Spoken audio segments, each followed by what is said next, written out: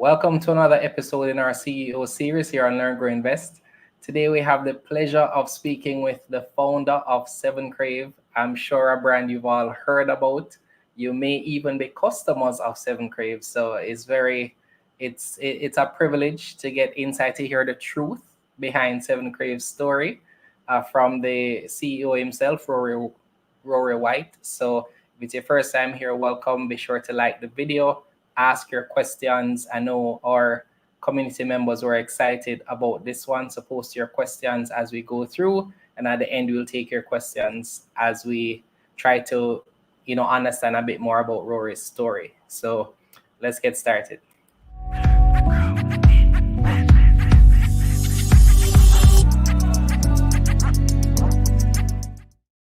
All right, let us pray. Thank you, Lord, for this day. Thank you for the ability to produce wealth. Lord, we pray that this interview will be just impactful to all who watch it. I pray that the story of 7Krave will just shine through as we speak with Rory, Lord. And we pray, Lord, that you'll bless this community in Jesus' name. Amen. All right, everyone, please join me in welcoming Rory White. Rory, I'm already seeing someone celebrate in the chat. So that's good. We're off to a great start, right? So welcome to the show. Would have seen each other at Rev Up Weekend, so it's good to see you again. German. It's a pleasure. Yes, thank you so much for agreeing to the interview. So tell us who is Rory White? Rory White. It's a Shana Gay, my good friend. What's up, Shana Gay? So Rory is a Christian. That's number one, right? So I need everybody to get that first. Second, Rory is a family man, right? And third is a hustler, right? So many of you guys would probably say I'm a country boy. I hail all the way from Montego Bay, right? I a lover of mathematics, piano, playing. So persons who know me that I can't do without maths and I can't do without music, right? I did actuarial science at University of West Indies. So I'm a maths nerd, right? And I always thought I would do something in maths. Well, I still I still use maths a lot still, but I always thought I would have a profession in maths. My teachers thought so, everybody thought so. University, I did actuarial science. My first job outside of university, I was teaching in Montego Bay. So I know the teachers struggle, right? But yeah, teaching in Montego Bay, and then I got a job in the field as a group risk officer at VMBS, right? And so that's when I relocated to Kingston. That was in 2012, right? So I got into Kingston, my wife was pregnant at the time, and so hustler kick start. I was trying to do as much stuff as possible. So even while I had my full time, I was teaching at Maths Unlimited. Ricardo, I don't know if you got Ricardo, because I know Ricardo from university, right? I was teaching with one-on-one at one point, right? And so I was doing hustling and trying to make it work. And I'm not sure if I can get into how 7Krave started yet, but Oh man, not yet, man. Save it, man. Let us hear more about who you are first before we get into. So I said a family man. I have 2 kids. Right, I love my wife dearly. My wife, we have been dating for 20 years, married for, well, not kill me now, 12. Right? And so, as I said, and I love to code, by the way. I code a lot. I taught myself most stuff that I know, I taught myself. School was necessary, but most of the stuff that I do now, I taught myself. So I taught myself even to play the piano. I taught myself coding to code, the mobile app with my team. I taught myself most stuff, right? Taught myself even maths. And so that's me not just, and I lecture right now at UTech. I lecture actuarial science, and I lecture actuarial science. So it's two courses: a final year course called Lost Models, and second year course as Introduction to Actuarial Science. So math, like I said, math is really my thing. Um, yeah, so that's Rory in a nutshell. So wait, so on top of running a business, which I'm sure you have multiple divisions, because I heard about the launch of 7Krave March, which we'll talk to a little bit later. You're lecturing not just one course, but two courses. Yeah, yeah. Okay. How many students in each Well, class? it's one course per Okay. semester. Okay, So okay. You yeah, know, the I've second thought about how do you find lecturing? I know this is very much off topic, but I was offered an opportunity to lecture, but I wasn't sure if I'd have the bandwidth, um, uh, how much so time so commitment it really time is takes. a problem. But here's what you take work with. They're working with me.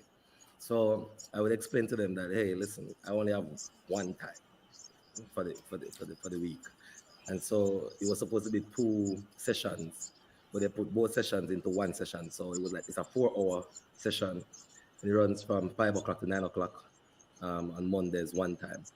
I've asked for a break because we're launching some stuff with 7Krave, and it's a big deal.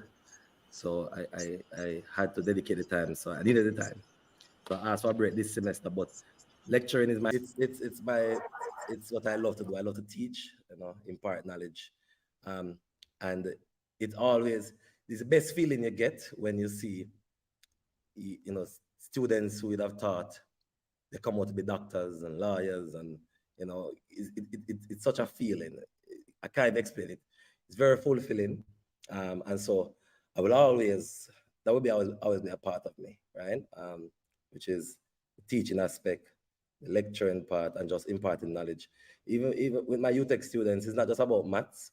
Or if you take it a break, impart some knowledge in terms of entrepreneurship, some stuff that I would discuss here, in terms of what to expect if you're going to venture into entrepreneurship. Because at the end of the day, a lot of us have a 9 to 5, and the best part of it, especially if you want to get to some financial independence, is to how you can you know incorporate what you love into what you do every day, um, and you know into a business, right? And so you really and truly want to get as much information I can get about entrepreneurship, even while you're in a 9 to 5, so that when you venture out, you'd have gotten this idea from here or there and so forth. So never rule out entrepreneurship, no matter how much you love your 9 to 5. Sometimes you may think about, how much you would want to control your time, and which is very important, right? The time, and just you know, basic. Well, let me just stick with control the time, right? Control the time, very important, right? The financial aspect is another story. I know there's a Yeah. huge risk into entrepreneurship, so but the rewarding part is the time. It may take a lot of time, but at the end of the day, when you settle in your entrepreneurship journey, you really and truly have a lot of control with respect to your time, and that is very valuable, right? So yeah. Yeah. So it's almost like you have to put in, it usually takes, I mean, depending on what you're building, right? Because I think persons who aren't entrepreneurs may think that, because we hear stories of, really successful entrepreneurs, and we think that they're making like, world changing products or world changing business.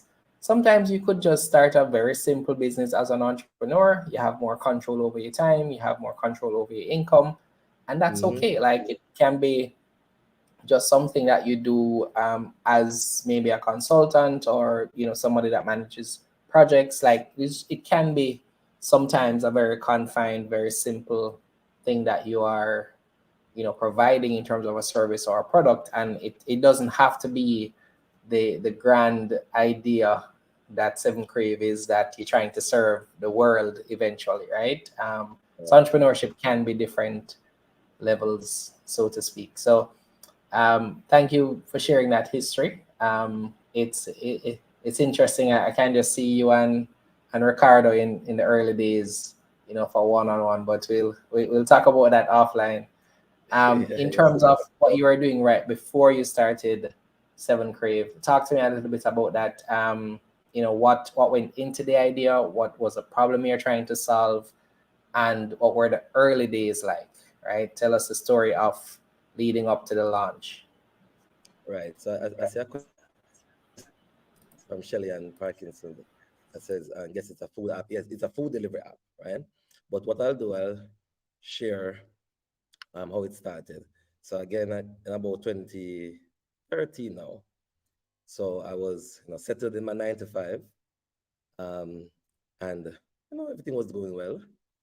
And I remember I read something actually, right?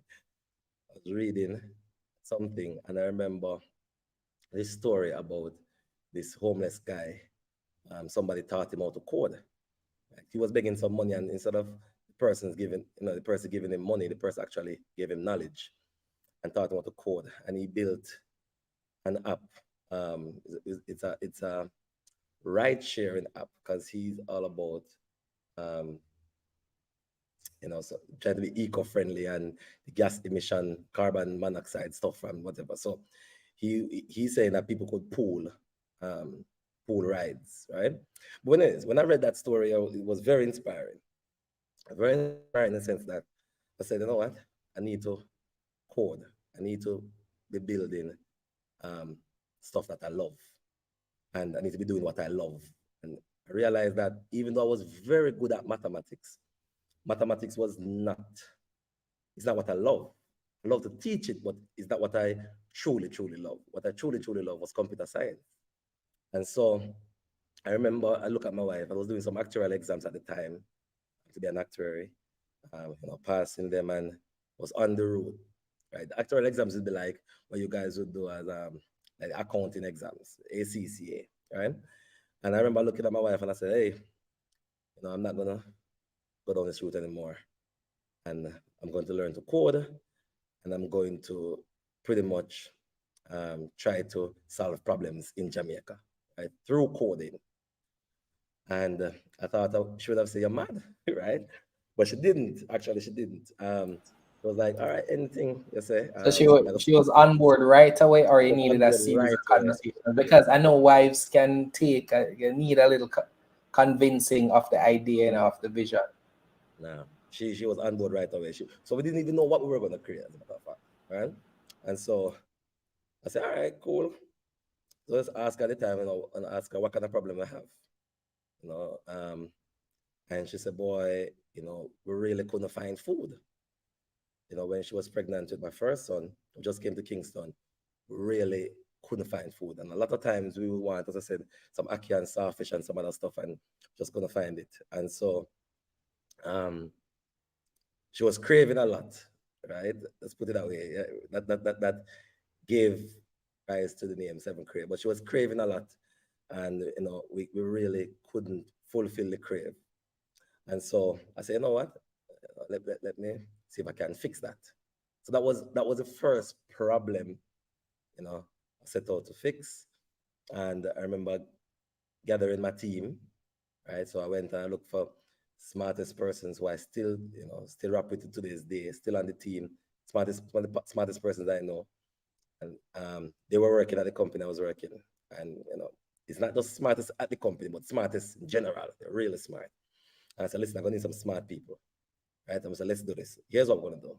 We're gonna learn to code, right? We're gonna build this app that allow people to find food, right? And they were sold on the vision. We never really sure we go make money out of it. To be honest with you, I'm being frank. We never really. The money part was the last thing on my mind.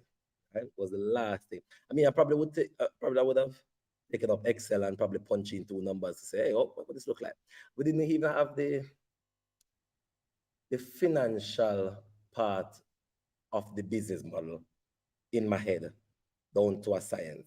That wasn't the case any at all, right? I remember we trying to figure out how we were going to make money at some point. I remember approaching Observer and all of these persons, because at first, when we were creating the app was just to be an app that actually allows you to find food. That's all. It wasn't a food delivery app. It was just an app that tell you, hey, you want ackee and saltfish? Look around Mr. Joe shop around here, or look here, right? It's 10 kilometers away, 5 kilometers away. You want to navigate there, here it is, you can go there and so forth. So that was initially what it was, right? Um, and we were trying to figure out how, and all of this, because remember, all of us were 9 to 5. So nobody on the team was full time doing this. Everybody was 9 to 5, right? Um, we would go home and just at it, late nights at it. And I remember um, right before launch, because again, we couldn't get any funding or anybody to invest in anything or anything like that, because nobody was buying this whole, oh, we can find food, right? Um, and so I remember right before launch, I was looking at the app. I was looking at some really interesting food. I remember one of the food was a curry goat pasta. And I said, what the hell? How is it that we show people these meals and they can't get it, right? And to me, it never makes sense. And so I said, all right, listen, we need to get these food to the people. One way or the other, we need to get it to the people, right? And everybody look at me like, what you talking about? I'm like, yo, I mean, you telling me that the curry gold pasta is around the corner. I'm not going to get up and go for it. And so right before launch, we actually pulled back. This was 2015. Right? Pull back and say, listen, we're gonna add some delivery component to it. Right? Um, and so we started grind, get back in grind mode, coding out. I was like, all right, how this is gonna work? Because I don't want to take up any delivery thing. I don't want to be taking up this thing with bikers and it sounds like headache, right? And so I was like, you know what? Let's make it simple. I want to stick to what I do best, which is coding, and working on technology. I want to stick with that. I don't want to deal with delivery. And so it only made sense at the time to just say, listen, just get a get a food delivery company to do the delivery for us, and we'll just send it over, right? And we'll integrate and everything. Only one food delivery company existed at the time, right? They're no longer in existence, right? Um, I remember, I remember I Do, saw do, the. do you remember the name of that company? Would it be okay to share the name? I can share the name is Orders Express, right? Okay, okay. But I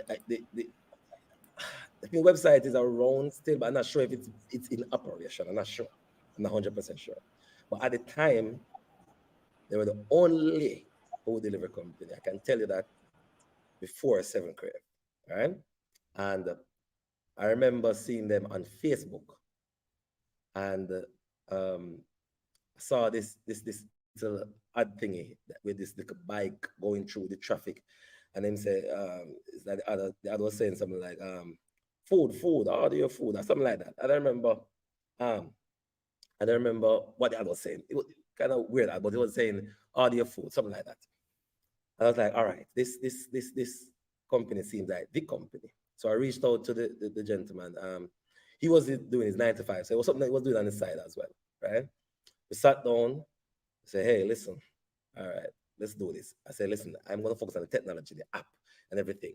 Simple. Persons will come on, persons will use the app, get a good experience, send the order to you. If somebody do an order, it goes to you. So I think in the initial phase, we have like powered by Orders Express. That discussion we had was in it was 2014, it was the end part of 2014. And we had a discussion and everything. And it was a done deal. We shake hands on it. We say, hey, we want to do this. He say, yeah, man, love the idea. So cool.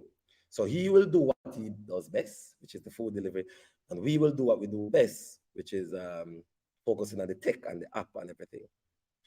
So I remember we had we had the Facebook page set up, coming soon. We had about 3,000 something likes, and everybody ready for the launch. He was pushing thing on his side too as well. That something coming soon. Look out for it, and I remember we launched April, April 2015, right? That's when we launched, right? And when we launched, we had literally no customers, right?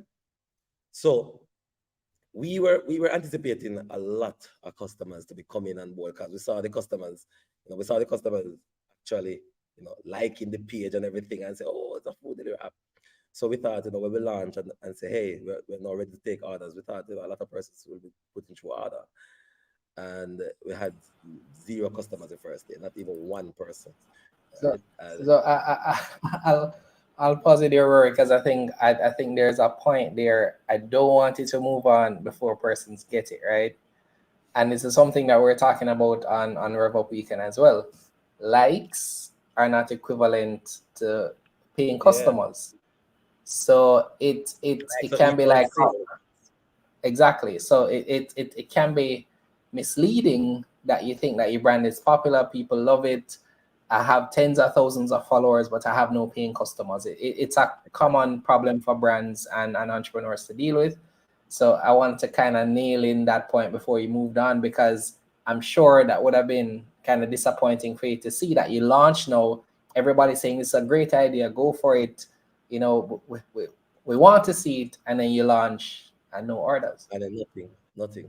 And it was disheartening, right? Um, I was like, we are the customers because we had a lot of likes, right? We had a lot of had some comments and thing. And so the second day, I had a good friend of mine. He feel bad for me and he said, boy, make him order. So the second day, we got one order. A good friend of mine, him order, and we make sure, so listen, we get it delivered. But the order there was bad, right? Because when we sent it to the the um the company now, and that was Mhm. supposed to like outsource to do the delivery, right? His business model, he was using bearers. So he didn't have his own bearers. He would use bearers for Oh company, wow! right? So he would use bearers for NCB or bearers for PR that he would like form a circle with them. And so he would send the orders and a bearer who's But available or but so then get but then the risk with that, when you need them, they may be doing can't something find them. else. Right, right. And then also he was prioritizing his business. Right. So when the one order came in, I would send it to him now and say, hey, we get a one order, fulfill. He's Right. like, one order. Don't waste my time. Yeah, it's like, like a joke thing this, right? So he really didn't even look at it. At about 4 hours it took, right? Wow. And the customer went to the Play Store and gave us a 1 star and said this is the worst. And then I was like, you know what? I really can't have. I really realized that the success of this is in the hands of this third party, Yeah. and I realized, I couldn't have that. So then I think it's the same week. I was like, hey, what? Pull the plug, right? It's like that not gonna work. I need to get my own rider.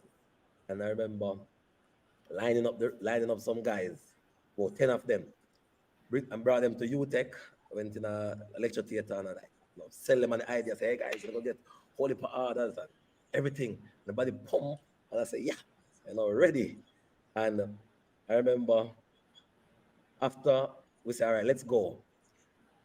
The gentleman, about 10 of them, and we have market as hell. And all of them just a trickle. I mean, small. So the riders them get idle. Yeah. Idle. Them start twiddling them thumbs, because they must say, you're not going go on. So what happens is that now when the order come in, we send it to all the different riders. I can't find them because them gone do other things. Them gone make use of them time. And so Yeah. remember, I had a dispatcher walk off of the job because she said, listen, she can't get no rider. It's a joke thing. I'm like, yo, this is what I was running from, right? Yeah. See, this is what I was running from to manage people and riders and all of these things, right? I just wanted to just Yeah. focus on technology and do what I do best. And so I realized, listen, you know what? Let me just get this right. And this is what I want people to understand. Sometimes you really, really, really need to start small and work your way up, right?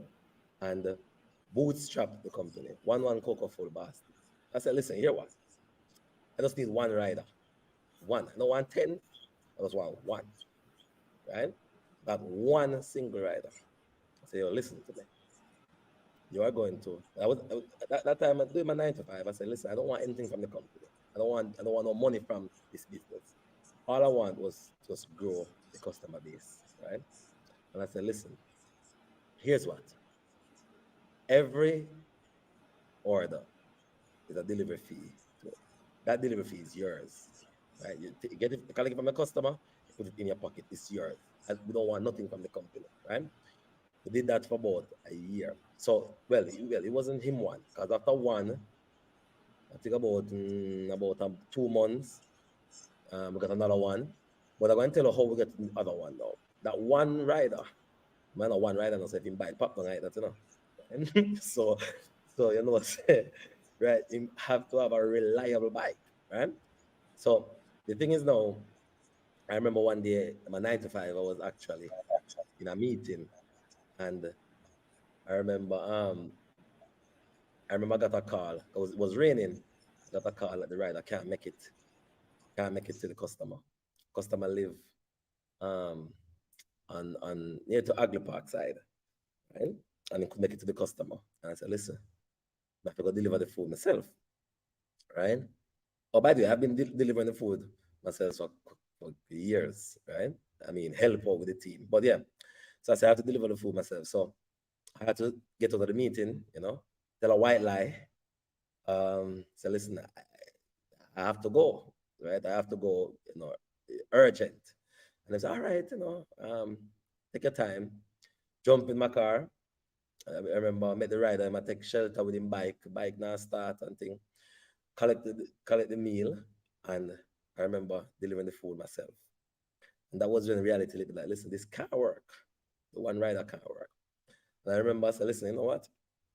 I shut this thing down. I shut it down for a week. I tell him, listen, get me another rider. I didn't even go and look at another rider. I said, you get me another rider and one come back to me.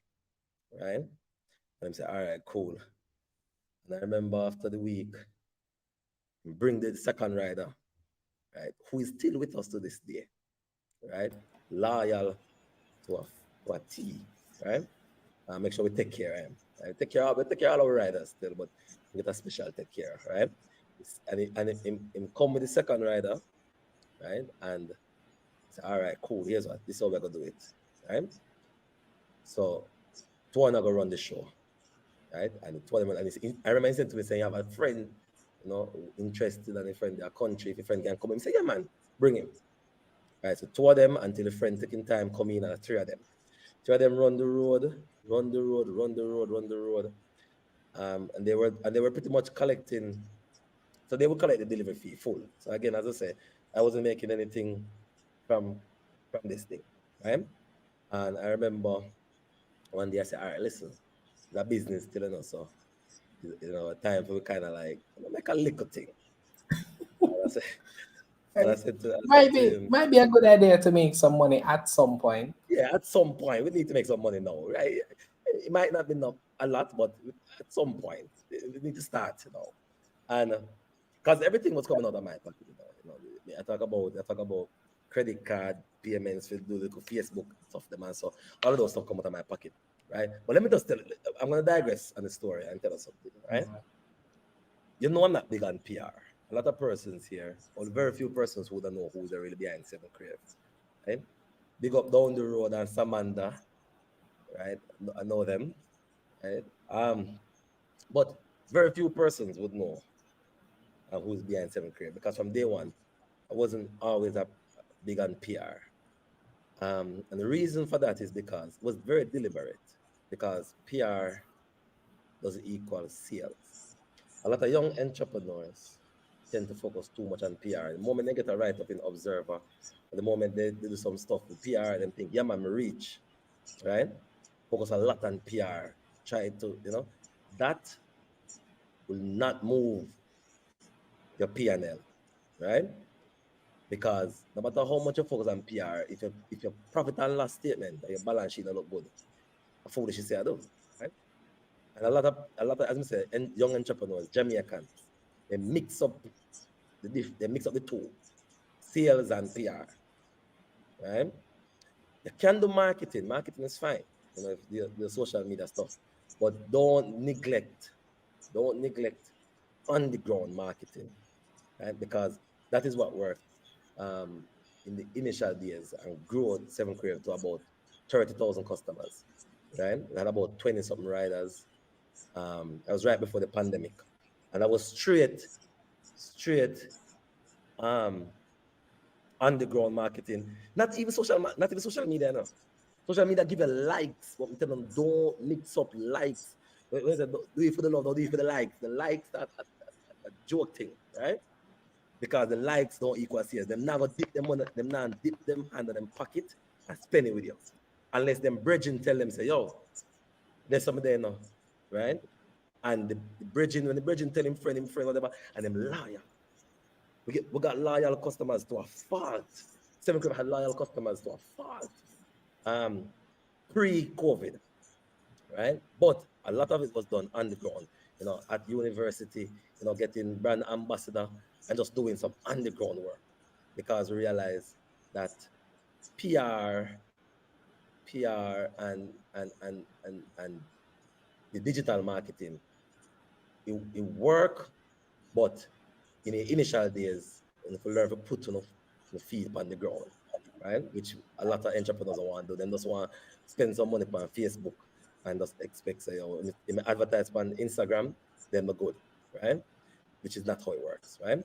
So back to the story, right? So again, I had 3 riders, and we were pretty much business start to grow now, right? I remember call a meeting. No meeting held at my house at the time, on my veranda. Right, that's where meeting held. There was no office or anything like that. Right, call a meeting, and I say, listen, hey, all right, guys, listen. When you get the delivery money, you're gonna have to bring it in, and but yeah, I'm not sure. I think I fast forward. I didn't. I think I need to share how we started in terms of funding, and so I think people would like to hear that. I was actually going to ask that question, right? Did Yeah. you need to, because you mentioned covering the expenses from your credit cards, etc. So I figure a portion of it may be self-funded, but I wanted to ask, did you raise any capital? Did you have any So investors? Yeah. So let me share that story. You'll never hear it outside of here. So on Learn, Grow, Invest, I get this right. So the when we when we when we were about to launch, right, and that's after we have the delivery component. Now we realized we needed restaurants, right? We needed restaurants because we had the chicken and egg situation where we don't know if we should get a lot of restaurants with no customers, a lot of customers with no restaurants. So we had to try to grow both simultaneously, right? And I remember a person on the team said to me, he met this investor guy at one of those what do you call those stuff now? That it'll be one of those startup competition thingy, right? No, similar to like how RevUp would work, right? But RevUp is not like that. But Yeah, it's a lot of help. like maybe something like a Kingston Bait or a startup Yeah, like, Jamaica, one right. of those Yeah, kind of things. Yeah. incubator and all of these things, right? So he met an investor through that, right? And he said, Rory, shoot him an email and see what he said. That investor is from Google. Right? He worked at Google for years as a senior engineer. He sold his company to Google, so he became a U.S. millionaire, right? And he he was interested in investing in some businesses in Jamaica. So shoot me email. I said just take a shot, right? So put together the email, send it to him, and say, this is what we have. We had an MVP at the time, so we had a finished product. It dummy data, but it was a finished product. So the app was finished, but there were no restaurants or anything. So we had, dummy data. We put in some restaurant, like say, make it look real, right? Um, and he liked the idea. You see the MVP. He said, "All right, listen, he might come to Jamaica and he want to talk." And I remember we sat down. He flew down. We sat down in Cannonball and Barbican, right? Sat down in Cannonball, and I said, "Hey, this is the MVP. Um, this is what we have, right?" And he looked at it. No, he's very smart, right? If those who know him, based on what I would say to describe him, know that he's smart. So he look at me, he look at the business, and evaluate the business right away. And he said to me, "Say, hey, listen, I'm gonna give you 10,000 US, right? And this 10,000 US, he said he want X amount of percentage. It was a small amount. It was very reasonable because it was pre-revenue. We weren't doing anything. All we had was an MVP, right? And idea. And him said, "Rory, I believe in that, So you look like a guy who get it done. So guess what? Write up a check and give me 10,000 US and slide it to me. Look at the 10,000 US and him say, listen, now go back over, or send me a term sheet, right? You're gonna read the term sheet, and if you agree with it, you cash it in, right? If you don't agree with So it, he gave it a check before he gave it a term sheet. yeah. So he gave me the checks. The whole on 10,000 US, the most money of a whole on them life, right? This is 2015, early 2015, and so this now whole on 10,000 US at the time probably about 1.3 mil. I don't know, right? Mm-hmm.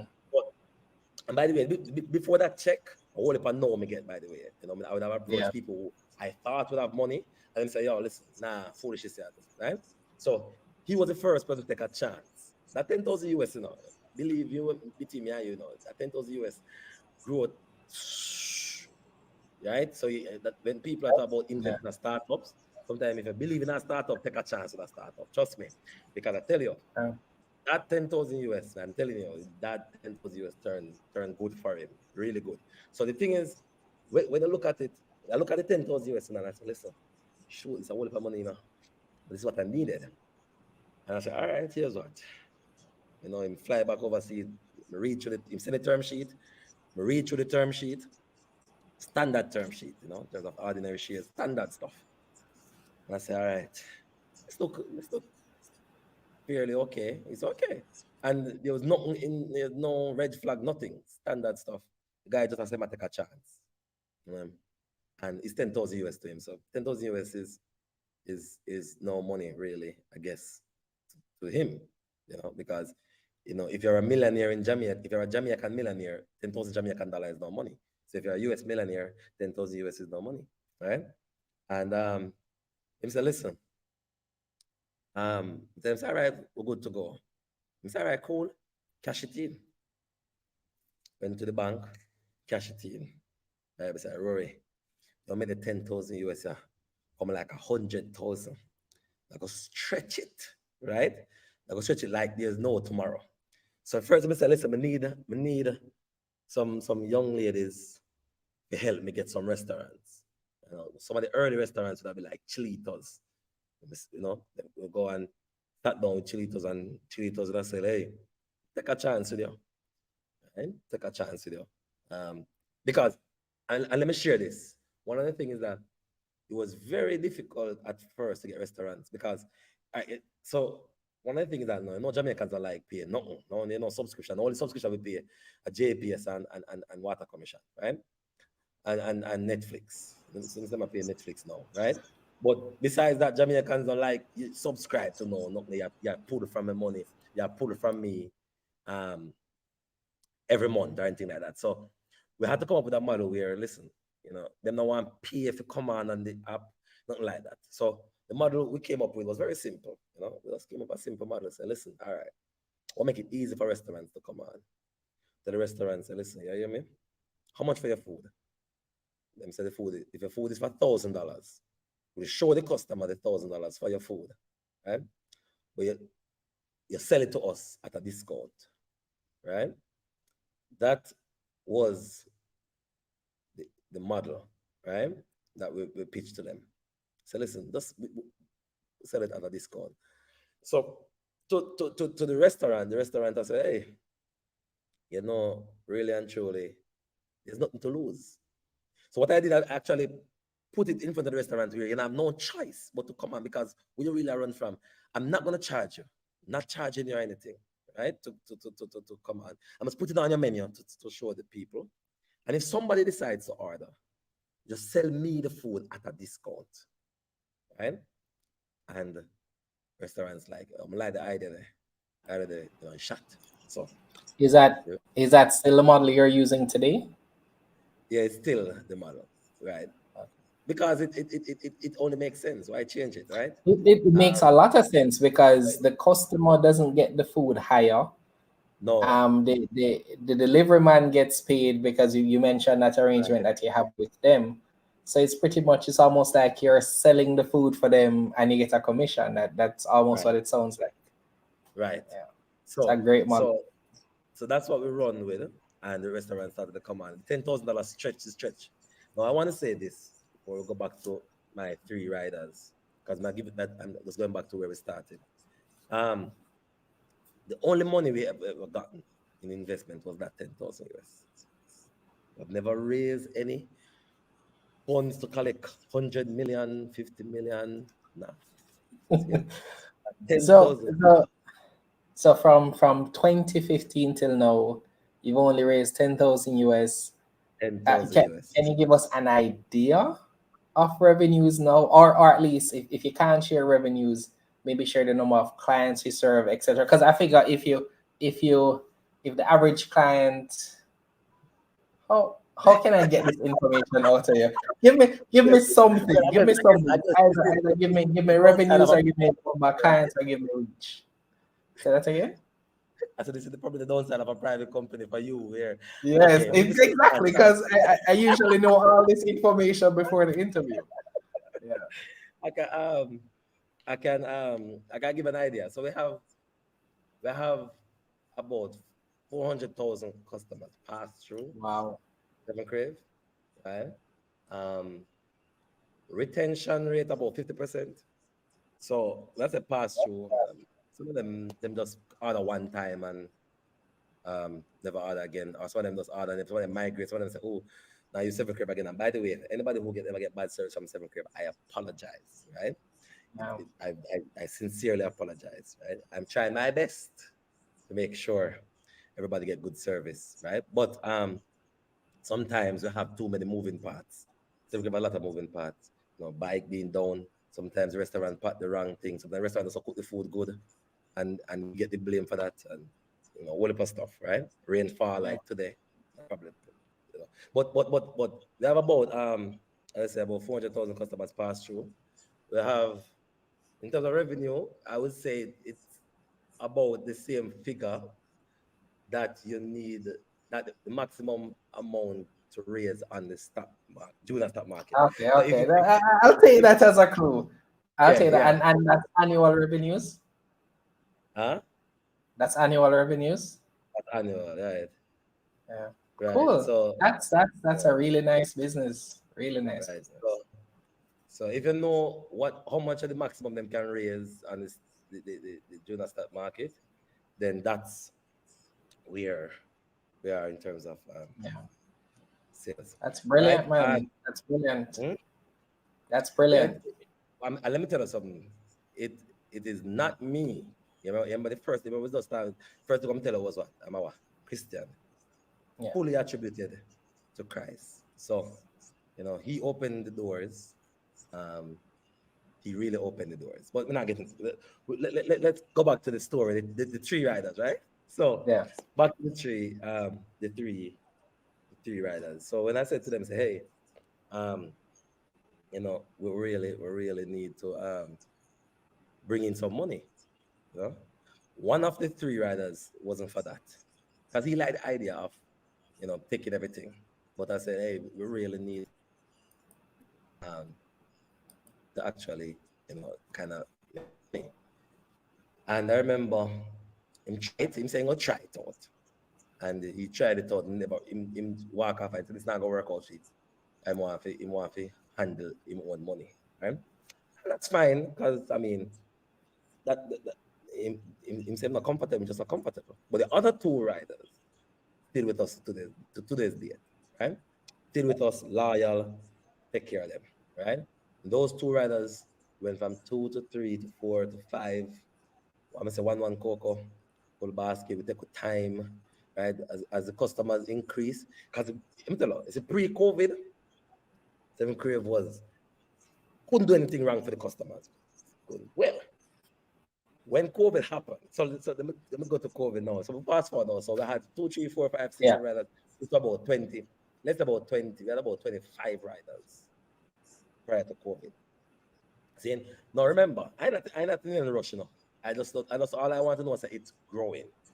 And as long as I was making more revenue than the previous month, I'm good. Yeah. Yeah. How long it, because everybody want rich quick and everybody want fast this and everybody. Nah, that wasn't my style. My style was just as long as the business that grow, I'm good. Yeah. But how long Yeah. everybody want to have the business grow big bam overnight. They want to reach the sky with no stairs, So I wasn't into that. So I was comfortable, to be honest with you, with my thing growing to my 20 something riders. We are going good. See? So maybe I'm not the typical CEO, because typical CEO will tell us, yo, we need to go raise $1 $300 million now to get Well. 10. So here's the thing. It's different when you're not listed. So when you're private, you can take your time. You can grow. If you're listed, we're gonna say, well, we need to see how much you can No, but get even before them listed, because Jeremy, shareholders need before them returns. listed, even before they listed, them want go shabang boom in a 1 year time, right? Them want see right now, them have some business plan that make no sense, right? And yes, so Rory, don't call any names, please. Just oh not. keep it abstract. I mean, so you have somebody in your head, because I wasn't thinking of anybody, to be honest with you. I was just talking in general. So you have somebody in Okay, your head. okay, okay. Oh, Maybe I do. you're the Maybe I guilty one do. here Maybe now, I right? You're the guilty one. I was honestly innocent in my mind. But do. Fair enough. so we Fair had enough. 25 riders, right? And then um COVID happened. I think most persons would know 7Krave through COVID. I remember I had 30,000 customers at that time. So I remember moving from 30,000 to almost say 400,000. That one big jump, Yeah, right? man. Massive growth. So how did you adjust internally for that growth? So let me tell you what happened during the COVID. Right? 'Cause remember, so we get it during COVID, yo. 7Krave get it during COVID, I don't think anybody else get it like 7Krave, So I'll give you the story now. So the story is this. Um, you have you have 25 riders, right? And COVID happened. And then give thanks to Big Bad KFC, right? Because apparently KFC is Jamaica's national dish. So it was it was Rory, I want wow. pause. I want you to say that again. Say that line again, please. Say that line Oh, again. so first customer there. Look, see me. Douglas Davidson. He, my friend, he's our first customer. See just type Oh exclamation. wow. So Okay. Shout out to you, Douglas. Shout out to okay, you, I'm the Douglas. first All right. Golden Gate. But anyhow, right. First customer that. This everybody knows the first customer. That's Douglas. But anyhow, so we have what 25 right? That's right. So then knows we approached KFC before, right?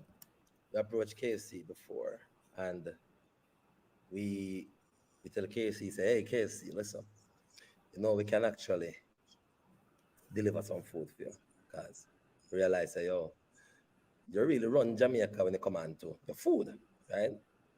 And we can do this for you. So KFC, remember we sat down and KFC, I say, yeah, sounds good. See? And KFC asked me how many riders I had. Right? Now, this was the first time. This is about 2018. So this is not with the 25 riders.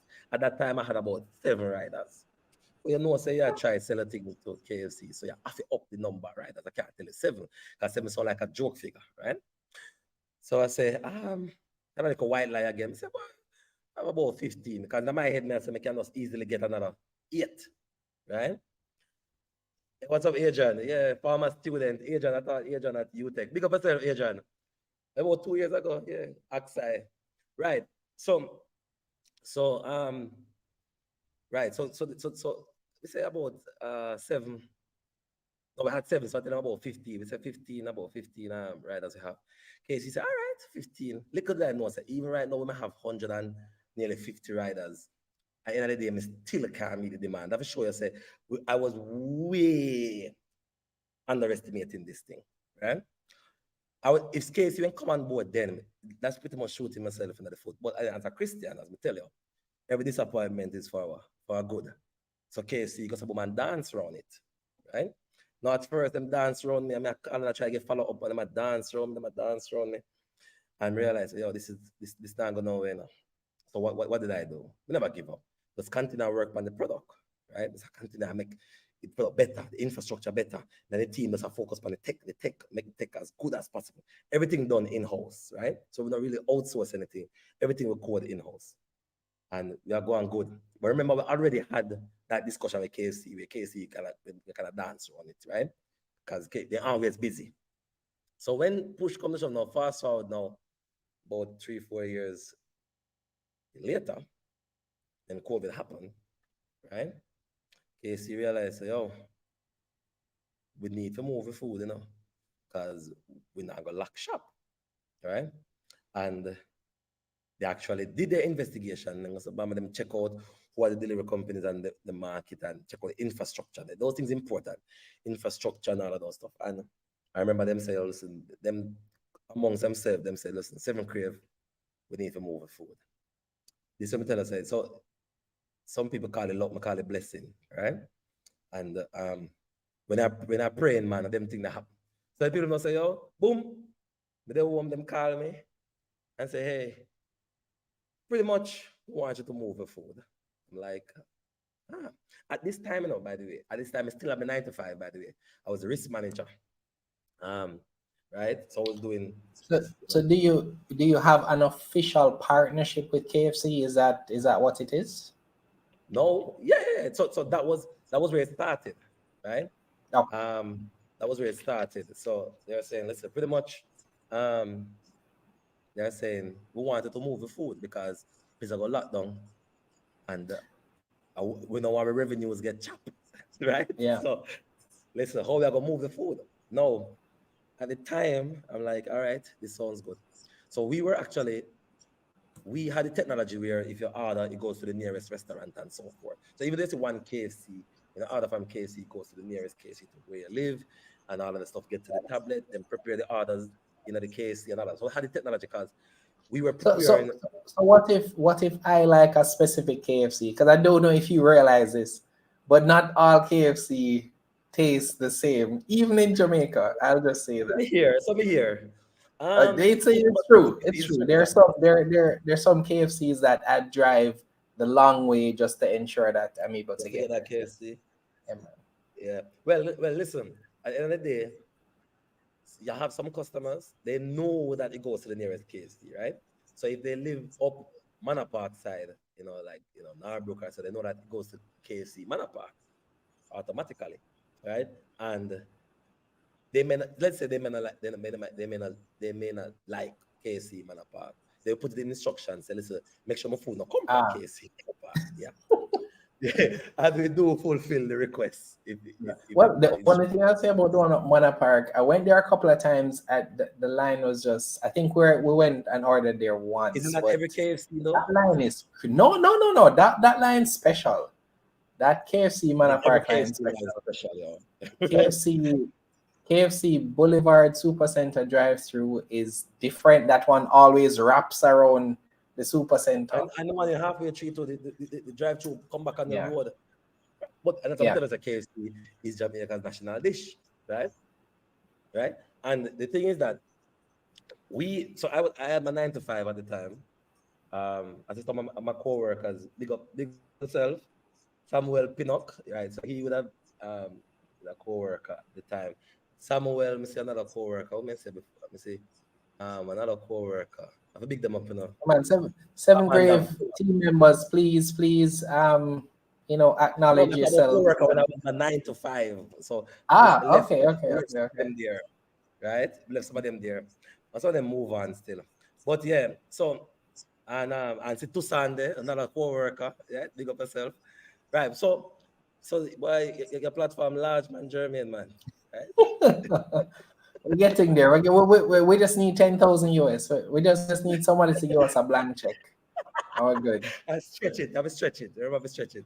Right. Oh, So what happened now? Remember at one point now, the board members at my 9 to 5 needed a report, and I had to finalize the contract with KFC. So this was me, right?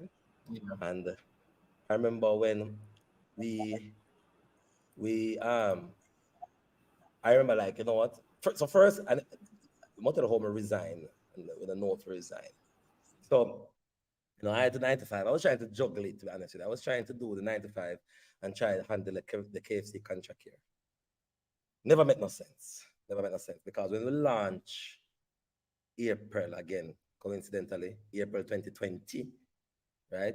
7Krave launched April 2015, launched with KC April 2020, right? And me never know say people love KFC that much. It's serious. And the whole, because KFC now, some woman say, all right, contract signed, they're going to push marketing now. Right? KFC put some money behind marketing, because guess what, you don't know, say, they have to make sure say revenue not get chopped. Remember that, So, KFC say, yo, you can get the food now through 7Krave. So everybody now say, yo, what name so? Who name 7Krave? And so all who eat KFC, which apparently to be almost everybody, unless you're serious. Because we're not going around it, KFC food is good enough. We're not going around it, right? Only way you can say not into KFC unless you're into some health decision that, right? But everybody love KFC. So the whole of Kingston jump up on the platform, server mash up, see? Server spin, right? People them might put through credit card order, and the order now come in, and the whole system mash up. And people are saying, yo, we are criminal, we are thief. And people, hello, we get it in, man. Get it, right? KFC, because of boom now, and say, Rory, what that? If you get it together. But I say, yo, John, I underestimate this thing, like, seriously. Because we were ramping up, We were ramping up seriously for this thing, because we figure more or less, say, yo, listen, enough people will come on. We never know how enough people are come on, but we know say, oh, people are come on, enough are come on. So So, we were so, so pretty. it's almost like you were serving 30,000 before April I'm saying 2020. from the You were double. kind of thinking maybe it doubles, but Maybe did it double. like Yeah. triple or quadruple? And Ah, okay, ah. It's way past that. See? So double wouldn't bad. So we actually signed another contract with another with budget, right? Budget car rental. Because the pandemic happened, budget now the tourism thing lockdown. So guess what now? Nobody now rent cars no more. So I say, hey, listen, don't send no me people them. Don't send them on. Me take them on, right? So we actually set a partnership with them. Them bring all them rental cars to start nice. do road. Yeah, right. And so if I order in the early days, you'd have seen some little Swift. And if a Swift come to you, not a budget car, then they have some little Swift, right? And the we say, all right, listen, the people them come on droves, right? System mash up everything. KC checking me. So listen, you hear me? Me can't tell the people them say to come order food, and you are pretty much doing a bad job right now because I can't handle the demand. And I'm like, Yeah. okay, I never know if demand would The, have the, been the, so much. the only thing I heard was the bikers doing the wheelie that was going. It Oh, was all it oh, was all the oh, rage on Twitter. Twitter gave me nightmare, but I don't do Twitter, I know, right? But the thing is, because we were ramping up so much, right? We never have the time to do much training like what we're doing now. They say, listen, you Yeah. cannot do it there. So in them already is wheelie and dilly dally through the traffic. That's in them, that's in here. That's like a part of every bike ride. So when I hire you and I tell you, say, hey, you need to stop at the stoplight. Don't trickle through the stoplight. Hey, don't wheelie, don't that. Them say, yeah, man, but they want to work. I say, yeah, man. But it's natural for them when them do all, them boom, boom, boom, boom, boom, boom, right? And so Twitter take it on. And trust me, I tell us, every time they make something trend on Twitter, we see more orders the next day. So I say, Uh, I say, so it actually worked out for good then. yeah? So it worked out for good then. Yep. Yeah, because guess what? Even if you have ill intention, the, the, it was covered. The business itself, it was covered. So even if your intention is bad, it's going to work out for the good. So Yeah. so because I'm saying covered, which is what which is when we'll get back to now how the resignation come about now. So when KFC give it to me the first time now, say, Roy, you're gonna have to set up a server. My CTO will say, hey, we have a meeting. We say, all right, listen, server, go there now, upgrade up server. We say, yo, listen, everything good. The next day we launch on Thursday, so the next day on Friday. Everybody buy KFC on Friday already, right?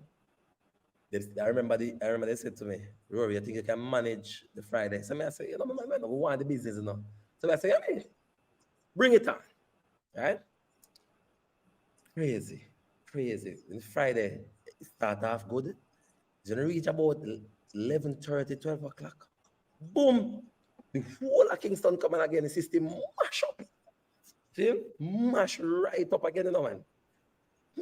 I remember sitting in the car, and I said, yo, what is for me, Jesus? I said, God, take this off of me. And the people might tear you up. I remember we have a space, only for dispatch, and everybody in a panic mode, right? Customers are coming and say, them nasty, them order and all them stop them. And everybody order before 4 o'clock, because at 4 o'clock lockdown. And the mean say it was so stressful. And we end up close off early again because we couldn't go through because the system wouldn't come back up. System crash about 2 o'clock. Right, not come back up. And KC called another meeting. See him? Cuss me out, man. Cuss me out. That's Rory. He crash again. And I say, listen. I say, yo, what going? And this again, we're not going to get this nowhere else. So I work with L.E.A.R.N, Grow, Invest, right? So, remember now, them say, you're at 2, that's enough. That's 2 times that happen, If you have not getting a problem. So I say, yo, what going? Give me some time. I say, close the delivery. Would have been a Sunday. So to the KC team say, close the delivery. Let me go back to the giant board on this thing, right? And said, no, we can't close the delivery. No, whatever, because people want them KFC. And I said, listen, I say, want it work or not? I remember that was a question I asked them. I say, want it work or not? That was a question. And them say, oh, want it work? And say, close the delivery then. And remember, if I go back on them page or scroll along, you will see early April. Right? You will see them put up something. Now we put up some gear, something, and say we're coming, tuning up or something. And KFC put out something, say, delivery close for today. Remember, I get up the Sunday morning, and I get up the Sunday morning and stand for the computer and I said, Rory, we have to fix this. And it was so overwhelming because it was a little bit of pressure in the department. At the same time, I still have a 9 to 5. 9 to 5 board members need report. And KC say, yo, we need to get it together. This is me. I cry. Zin, come and say, yo, can't do this, right? Can't do this. Cry like a baby. I'm look up to the heavens and I say, God, help. Zin, I say, yo, take this off of me. What am I to do? Right? And I sat there, when I say cry, I mean baby crying. Yo, I'm not thinking I can understand the weight but up on my back. Right? Crazy weight. And when I did that cry, I'm done crying. Done crying, I say, yo, what am I to do? I say, yeah, Rory. I remember it's clear like a day. Him reveal Let me say him, I talk about Christ now. Forgive me for those who are not Christian and those who know me and know me talk already. Right? We are, let me say, listen. What's a baby cry? Right. So it say, it revealed to me this dream. This dream I had years ago. And I'm going to share the dream or something. Because if we don't get me in this thing, so then I give an exclusive already. But in the dream, I remember where it says, I had to make a sacrifice. See? Because it was turmoil, chaos happened. I look up to God and I say, God, what I need to make a sacrifice. When I make like the ocean and submerge. And it never makes sense to me. Dream never make sense to me. And then when I go down this walkway, it stopped me. And the voice said, make quick plate your friendly neighbor. No, at the time, I never know quick plate, to be honest with you. Right? I'm say, who? Right? He said, the quick plate your friendly neighbor. This was years ago. I get a dream. Right? And the quick plate your friendly neighbor. And he said 3 times. See? Which we actually share with the quick plate owner. Say, yo, we're going to be friendly neighbors. Because I already get a vision that you're there about. Right? But anyhow, there was a sacrifice that needed to happen, which we never know about for years. See? Try to make sense of it, but we don't say, yo, some sacrifice need to make. Anyhow, fast forward back now when I cry. Gene come right back to me that you need to make a sacrifice. You need to give up a 9 to 5. Right? Now, my 9 to 5 was my stable income. That's my bread and butter. That's what take care of the kids. That's what send the kids to school. Right? I'm sure of it every month. Right? There's no two way about my 9 to 5. My 9 to 5 good. See? So giving up my 9 to 5 kind of rough. That's like me taking a chance. And this because really and truly 7Krave couldn't pay me. Because if I had to pay myself, and I probably would have taken too much and probably stifled the business, or it just couldn't pay me, right? So I remember clear that I had to make a sacrifice. And so I said, all right. And it come to me that you have given up a 9 to 5. I said, what you said to me? Literally I talked to the voice, so I talked to me. I said, 9 to 5, you man. Then can't get my 9 to 5. I said, I've given up. Same time, Jeremy, no joke. Right? And the viewers, no joke. Same time my mother called me. See? My mother called me and said, Rory, look from when? Look from, oh, Kai. I remember Kai. Sorry about that. I'm looking at the comments and if people don't know them. Right? Kai Bernard, I taught him too as well. It was some love teaching, you know, because I teach, I'm see the people, and you know. Right. But so the women, you know, so it's because they get distracted by the comments, you know. Right? Get distracted by the comments. I was looking at the comments, I got distracted. When they right, yeah, so I give a 9 to 5.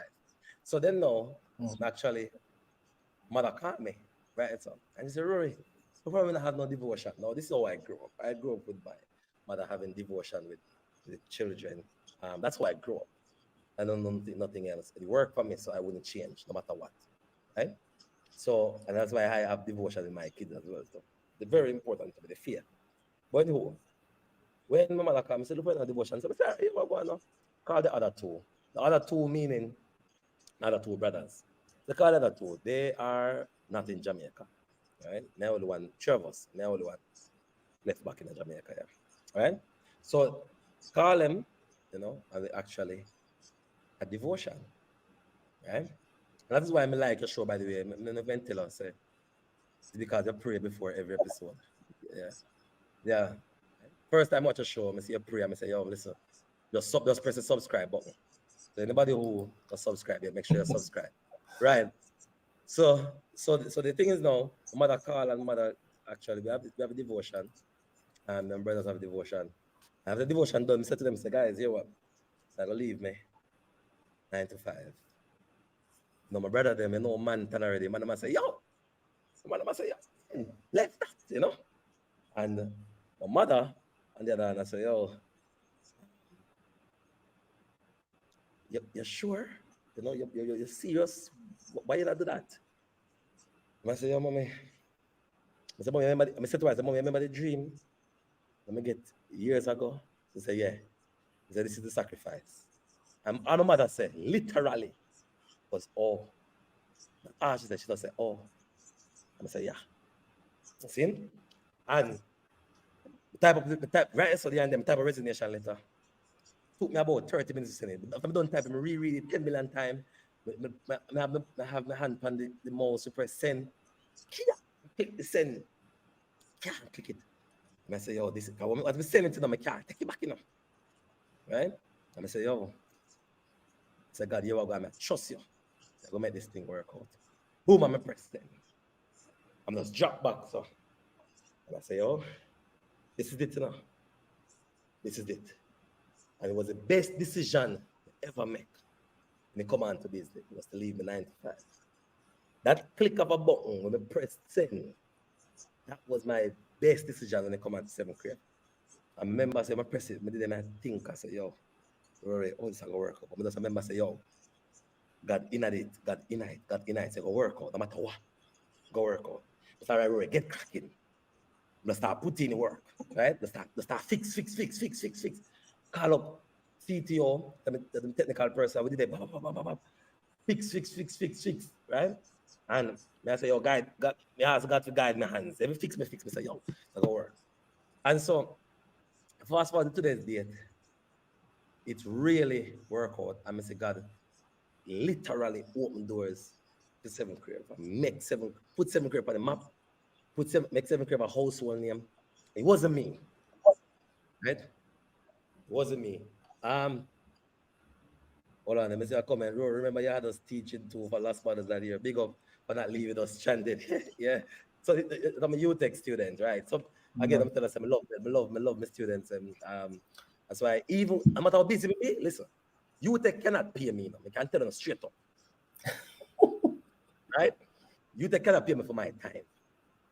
Yeah. My time in UTech is not for money. My time in UTech is for this.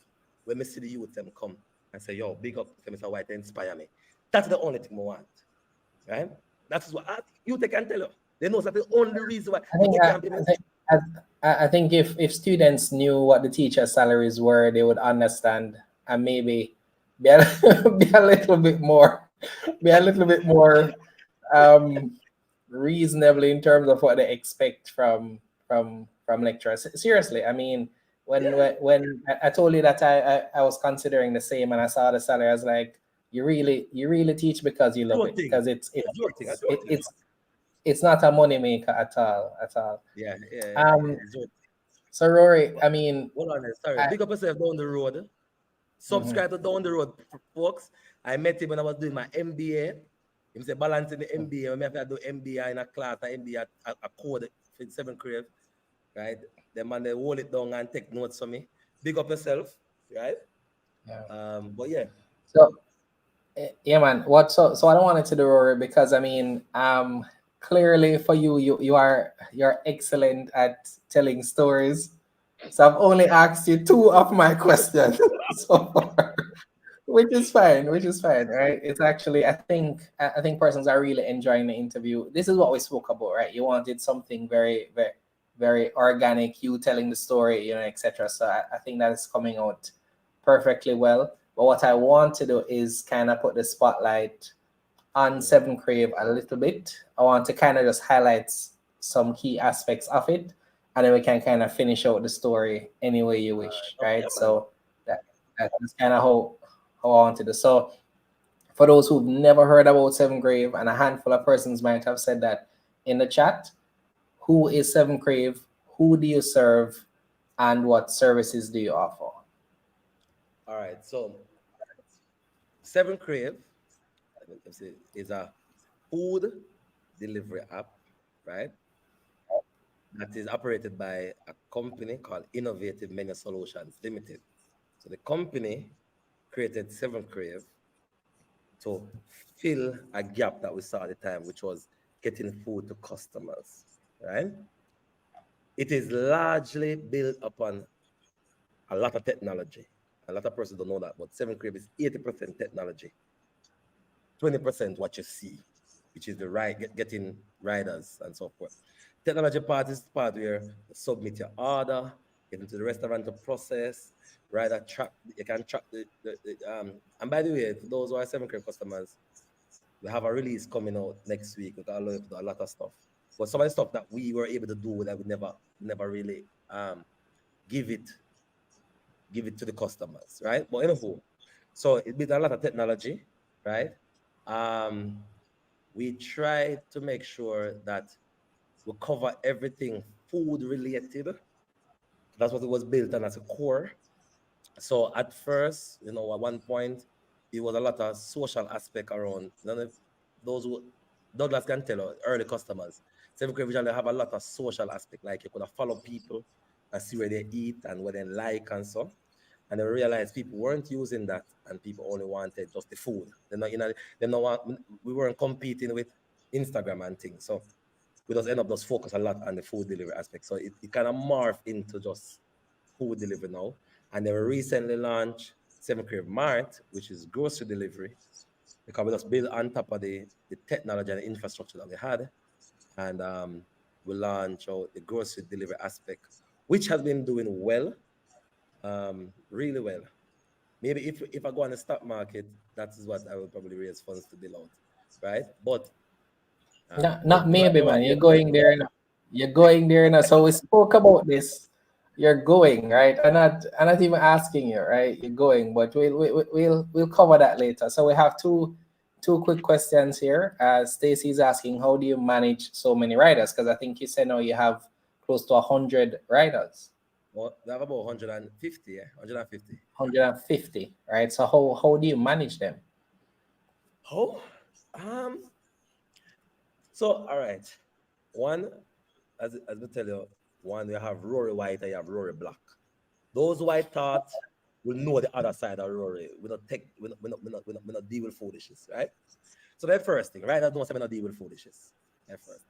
So they know say once you work with the team, you work with the team, and you do the right, you just do the right thing. That's our motto with them. They know once they see me, they say, yeah man, I do the right thing.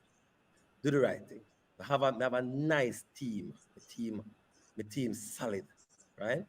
Who oversee the riders. Them. Solid. If we can say publicly, if they get up and talk, you have about 2 or 3 in particular, then get up and say them and go somewhere else. And say where you go, right? Make sure me try if you match any salary, anything out there. So my team solid. Believe in them. Me have low turnover rate now, right? Because the people them work with me, right? And what happens is that they know to manage the riders them because them see how me manage them. And they piggyback off of me and I say, listen, so riders must conform and follow certain company protocols. These are the policies. Yeah. Like we just partner with one to start do some because we do our training normally physically, but we just partner one to do training where they can just go on and get a refresher. Nice. So we're big on training. They understand the policies and protocols. We have to set from day one that this is what the company stands for, right? Nothing less, nothing short, right? Which is what do the riders essentially have? I guess they would have their own interface as a part of the app. When the order comes in, they know where to go, etc. Okay. Right. So they have their own they have the app and everything that they get the orders on. We're rolling out a feature next week as well, exclusive to this interview. Nobody else know except for the team. It's a priority feature where if you're a loyal 7Krave person and you don't want to wait, you can actually just be a little extra and press priority, and your food will be come in a jiffy. You have dedicated person make sure interesting. The food reach to you, right? So that's come next week. So if a competitor watch, they might say, "Oh, we got TV," but it come out next week already as well, right? So right. Yeah. So you were speaking about so you introduced both 7Krave and 7Krave Mart. You spoke about the services. I wanted to kind of double click on 7Krave Mart because I don't think a lot of persons are familiar with that. So you mentioned you're doing grocery deliveries. Is it a set? Is it similar to the food side where you just are going to work with a list of grocers and deliver, or you have set So partnerships? we How have does our that side work? warehouse. We have our warehouse. We actually stock the goods, and so we partner Ah, with the suppliers, and the suppliers actually supply us the goods, um, very cheap. And if you go on 7 Crave Mart and you find any supermarket have it more expensive, that is, let us know because we still serious price matching. Make sure so we offer grocery the cheapest. Um, and we reason we can do that is because we really don't have the overheads like the others, right? Um, because of how we do things. And when you submit a grocery order, it gets printed out immediately at the warehouse, and somebody there packing your order. So some don't really have crazy um, cashier and all of so these things. you're pretty We much use a lot of technology. using like the Amazon model then, right? Yeah, with a lot of technology. A lot of technology. The only thing left with it right now, probably put some robots in the warehouse, just move to. But then, what's the matter because the people have job, right? But yeah, a lot of it is automated. Um, and so that because of that we can cut our costs significantly lower. So anytime I see 7 Crave, I see the mart, check it out. Um, and the delivery fee is 350, right? Oh wow, okay. Yeah, but So the 350 that means cheaper. so for example, if somebody wants to let's say buy some KFC and fulfill their grocery, they go to one place, or they have to go to One the 7 Crave place. main app and then go to 7 Crave No, Mart. they go to same app, same app. So let's go to 7 Crave. Okay. At the bottom, you see the mart. Let's go to the mart and add the stuff them to your cart. You add your bully beef, your canned beef. As a matter of fact, fun fact, I haven't been to supermarkets for more since it launched. My wife and I, we haven't gone to the supermarket. Well, maybe she probably make a one stop, I but we think so. So generally my wife has said to me that just strolling through the aisles clears her mind. oh So I think yeah, that is true. she enjoys that process. If you're like me, But it's not funny. I would place an order because when I make a list and I yeah, place that order, there won't be any scope creep, which is what I always right, say to her. right, If you don't do yeah. a list, you go into the supermarket, your Take up all budget kind is of stuff. 5,000, you end up spending 20 because there's no list. But I think that's every woman, Like, like, yes. babes, buy just these two things, just these two. And then when they see the come back, it's a big old bag of come grocery bag. I say, yo, what? Yeah. Right? It's two Yeah. things you're supposed to buy. Yeah. Right? But the mart allows you to just add to your cart to the one. My mother who lives in Montego Bay actually buy um her grocery every month through 7 Crave Mart. And I send it down Oh, I send it down via Nutsford. She paid it and I will pay, I cover the cost. But even if she had to mhm. cover the cost for Nutsford, it still would have been much cheaper than her Yeah. other supermarket, Oh, which can and that's because you're not in Montego Bay yet. no, we're not even to go there yet. Okay. No. Are there plans Which is to where I'm well from. mhm. Yeah, yeah. So I thought, hometown you'd start there. Hometown tricky. Mhm. But I'm not gonna say that I'm at the Montegonians them kill me, but hometown's a bit tricky. Yeah. I would have done the research, and I don't think hometown is really ready to spend on convenience. Let's and Mhm. the logistics in terms of the how the area is set up with Fairview and just downtown being the only two places really that Yeah, have restaurants, then yeah, you have most of the places on the outskirts. So it kind of tricky in terms of offering that variety to serve as much persons that mobile. But I would say kind of tricky. yeah, Yeah. yeah. So I I say figure 7 Crave Mart. you'll do that research and see what makes sense. So I wanted to ask you, right? So you mentioned that your building blocks is really driven by technology. How would you say, so you mentioned a partnership with with with Quick Cart. I wanted to kind of understand that a little bit more. What was that partnership like? Do you Partnership. still like? No, there was no partnership with Quick Cart. In Okay, my okay. in my dream, 2017 thereabout, when they were quick plate, the Yes. dream was very specific. Uh-huh. Very, very specific. Because I remember even asking, it says, make quick plate your friendly neighbor. So how Yes, much I wanted to sure understand that specifically. I wanted to understand that. what friendly neighbor mean? Mhm. Okay. I believe so. The dream, there was a second dream, exclusive number one. So we go long. There was a second dream where the quick card owner and myself we went into a room and their shareholders were trying to merge us. Shareholders, public shareholders. No, no, it wasn't public shareholders, right? Right? And they were trying to merge us. And in the dream, both owners said no, right?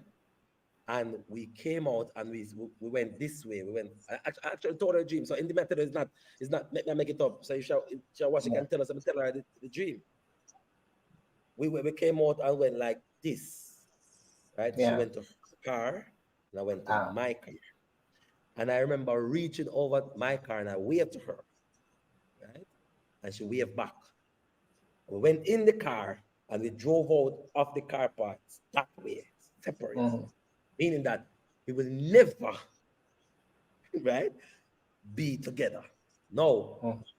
that, even if it looks like it makes sense, I don't have any intention to do any acquisition of any food delivery company because honestly, I have that I have that highlighted as a question here. So let me ask it before you answer, right?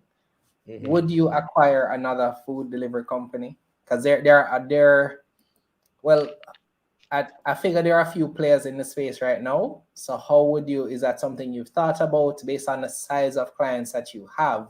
Is that something you've thought about? Is There are that two things that govern this answer. All right. So one, it would have to make sense to acquire a delivery company. It have to make sense, right? And currently, at the moment, it not really making sense because if I acquire a delivery company, it would mean that I am getting rid of them out of the space, so like or maybe I want their customers or something, or I want their technology, or I want something from them, right? That's the reason why I would want to acquire them.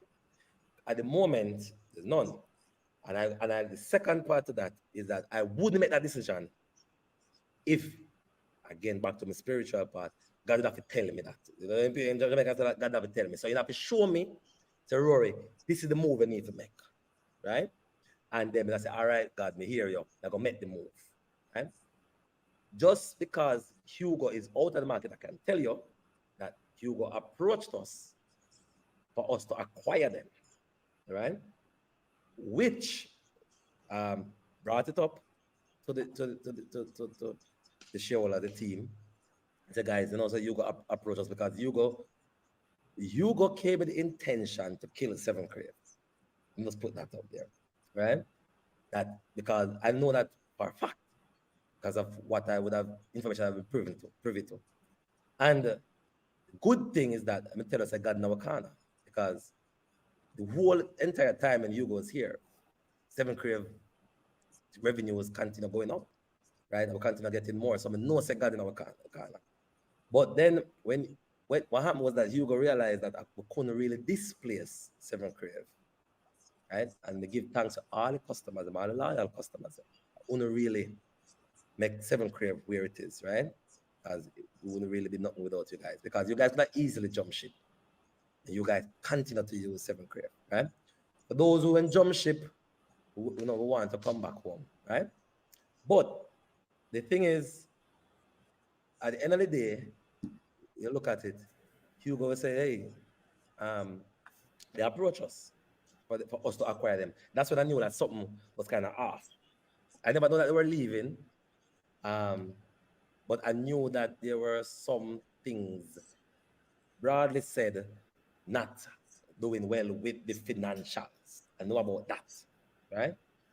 because they would have approached the market to displace us by going extremely cheap, especially at the beginning, a lot of free delivery and all the stuff. So they were blowing money like crazy, right? And I was praying like crazy. That's a lesson for entrepreneurs there. You know, when you think you need to come into the market by undercutting existing players in the market, you have to have enough capital to last Yeah, through you have that. enough capital. And if you They had the capital. if They you had the capital. So Mhm. they could have sustained themselves doing that for quite a while, right? Mhm. Quite a while. And they were paying the riders much more than what they were collecting in delivery fee, right? So they did it with the Uber model because Uber did that for years. Because I say Uber never profitable Yeah, till this year for the first time. So Uber had been doing yeah, that internationally for years, cutting costs. So they did that, and so I know that something was off with them financially because some information I'm privy to, and I know how much orders they were doing, and I know that all right, we were doing much more than them, and we know certain things. So then now I say, all right, if we acquire Hugo, what would be the benefit? Benefit? Are we getting the technology? We don't need the technology. We just need to build on our thing and make sure it's because I always think that our technology is better, right? So we just need to just always improve it and make it better, make it better. Certainly we wouldn't be getting the customers because customers always can decide what they want to do. It's not like yeah. There's no monopoly in there's no that monopoly sense. thing, right? So it never makes sense to us to do that. So like, you know what? Nah. And we told them no. And then shortly after me here, so they're leaving. As a matter of fact, coincidentally, we haven't been able to meet demand comfortably for quite some time, years now, right? And I remember at one point we never have enough riders, which we still don't have enough riders. So we continuously hiring. So anybody who look up income on the side, some passive income, get a bike and link me, right? So yeah, get a bike. No, you get a rider too, because I'm never gonna find a rider, but get a bike and link me, right? But I remember we couldn't meet the demand. I remember we set up a I sent out the email, person that see that we have a job fair over by police officers club, right? So we actually said we wanted more riders. And I remember the day off, restaurant owner sent me the message, say, hey, you say you gonna leave? And I said, what? See? And that was the day of the job fair, And I tell you, say no, Jermaine, I go up on the road, because I was at the job fair, right? I'm a 7Krave shirt. I go up on the road and flag down every purple rider I see. See it? So I say, listen to me. You might not know this, but I'm going to save your job. See? Come over here, so come sign up, right? We're going to save your job today, right? See? And I mean, say, let me say, flag them down. I'm not about no little joke flagging them. I mean, Yeah, flag them down. yeah, man. All of them, almost all the riders I'm flag down, which is something we kind of realize that these persons, they are much more. When I get into that, but when I flag them down, all of them were willing to turn back for you. What me have to say? Let's put it that way, Yeah, right? yeah. And I said to them, say, hey guys, I don't know if you don't know, but we know we sure not go here at some point. But just that news that the company are gonna leave, and I want to save your job, pretty much. So, come sign up, and we got a couple of them to sign up, and we have couple of the yoga riders them now, but we're still not, as we say, we're still not meeting demand comfortably, and Still so need, right now yeah. we're still But at but to me, Rory, that would be reason for the acquisition because not so you mentioned software, you mentioned clients, but the physical infrastructure, the riders, even the so let me ask you a question, the- Jeremy. How much? I'm just curious. How much you think the competition has? I'm just asking. I You know, don't know, and that's why I can't wait for at least 7Krave to list because I do have data like on the you get market. the information. I don't have data on the market, right? So there are a lot of industries that I'm interested in, and food is one of them that I'm especially interested in. So even when I heard about Roots Financial acquiring a stake in Mothers, I'm Mhm. like, please list Mothers because I'd love to understand the space. Because as you know in Jamaica and all that of all the private industries, there's no data. There's no That's data, true. so I don't know. Right. You, So you can't really tell unless they're publicly listed and they're publishing yeah. financials on time and accurate, so it's Yeah, not that's another thing because a lot of publicly listed companies don't really share industry information anyway. that's true. Um, but at least if you can see what they're doing in terms of revenues and you estimate their size, then you can say, well, if this company is doing 100 million and this other company is bigger, maybe that company is doing 200 million or 300 million. So it's kind of ways to kind of try and get an Well, idea as to well, the well. size of the I mean, market. I take 7Krave as the market leader right now. I think that it would be good for you to kind of take up some of the smaller competition, at least for the purposes of consolidation to help make your deliveries more efficient at least.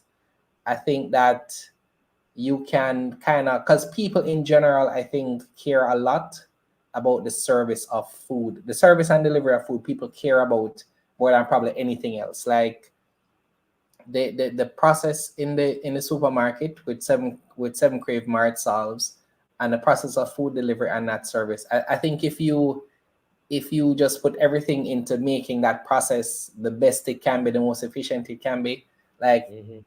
$10 billion revenues is there, right? Especially if you're It's in true. only three parishes now of 14. But I don't know if Portmore is Let me considered a parish, but let me give you you some get the more idea. insight because it's that you guys don't know much, but I can tell you my main competitor was Hugo. Right, we were doing about three times what Hugo was doing. Right, Hugo would have been a good acquisition, right? If getting all their riders, um, not so much the tech, right? Because I know Yeah, they're you tech. don't need the tech. You're a tech Tech. company. You don't need the Yeah, tech. we are a tech company. So it's just getting all the riders. But then the question, am I getting all the customers too? That's the thing. Yeah. So when I look at it, and when I say Hugo's the main competitor, they were second in terms of the number of orders, right? Um, and they were the only one that kind of makes sense if we'd have gotten the customers, Yeah. right? When in an Do you acquisition, know what the size of their clientele was their client base? yeah, $50,000, I know 100,000. everything. I know everything. I know everything. Okay. But I tell you, it was three times. It was three times what they were doing. Three and a half times, yeah, Yeah. boss. But I know what they were doing. I know the financial aspect of it, right?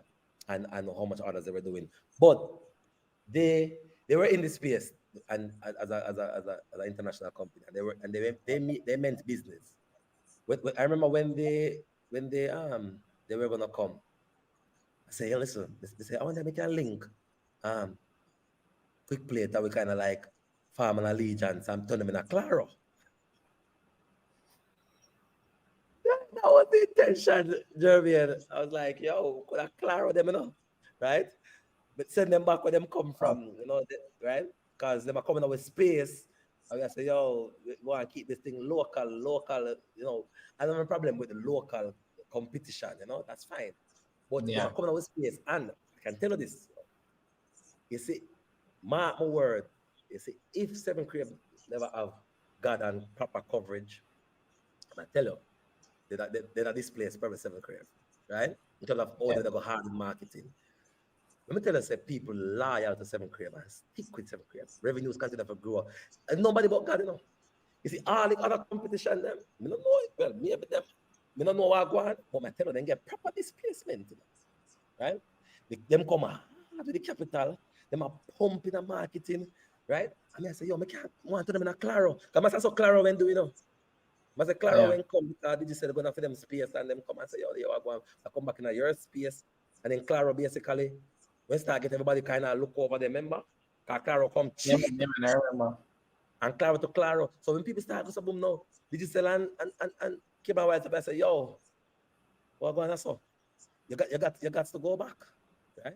Which is what I wanted, Yeah. but that never worked out. And I may say, the good Lord was in the corner. And even if they were here today, I wouldn't worry a bit, right? Because may have another vision which we can't share because we're out of time. But everything was to confirm that all would be well with 7Krave. Yeah, And so no yeah, matter what you see out there, and on whatever Twitter, whatever, all is well.